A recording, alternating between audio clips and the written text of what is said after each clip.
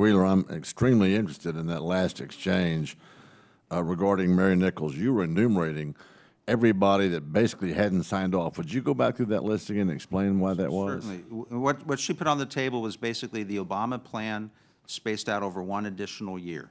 And she said that although she was putting it on the table for us, that the outgoing governor, and this was right around the election last year in California, the outgoing governor had not signed off on it. The incoming governor hadn't signed off on it.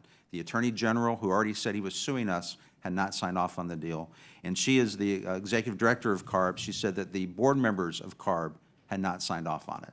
So it, really wasn't a deal. It wasn't really an offer that she could stand behind or that she had any authority, apparently, to make to us. I'd also point out that the deal that the Congresswoman mentioned with the 4 automakers, we haven't seen the specifics of that deal. Nothing has been released to the public, so I don't know if it's the same as what the CARB executive director put on the table last fall. I don't know if it's the same deal or not. So you would say that's a pretty good example of not negotiating in good faith? Yes, I would. I would agree with that. I want to segue and ask, Administrator Wheeler, are the comprehensive regulatory reforms you personally are undertaking at the EPA, which we appreciate, including policies such as the Affordable Clean Energy Rule, Safer Affordable Vehicles Rule, and Waters of the United States, WOTUS Rule, are they driven by any change of any views on air and water science?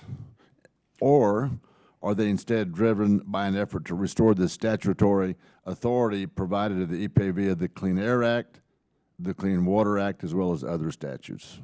Both. We certainly use science in all of our regulatory decisions, but you're right. On the ACE rule, it replaced the Clean Power Plan, but the Clean Power Plan never took effect because the Supreme Court issued an historic stay which showed that it was outside of the bounds of the Clean Air Act.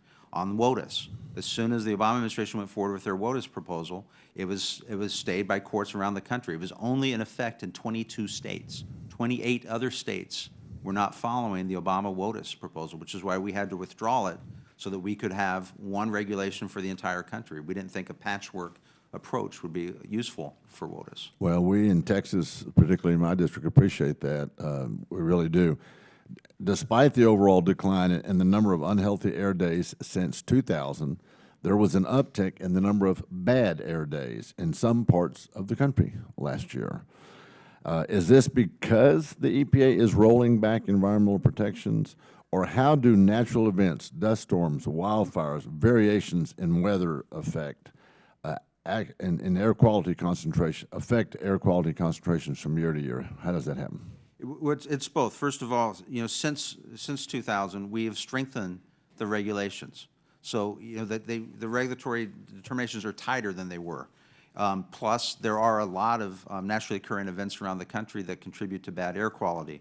I was in Alaska last month and saw the smoke from the fires firsthand outside of Anchorage.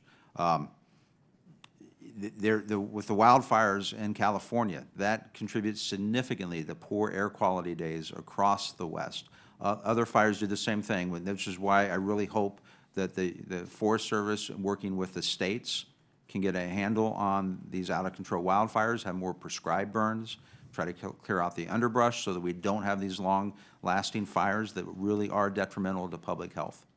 Well, I appreciate that, Mr. Administrator and Madam Chair. Thank you, and I'm going to yield back. Thank you very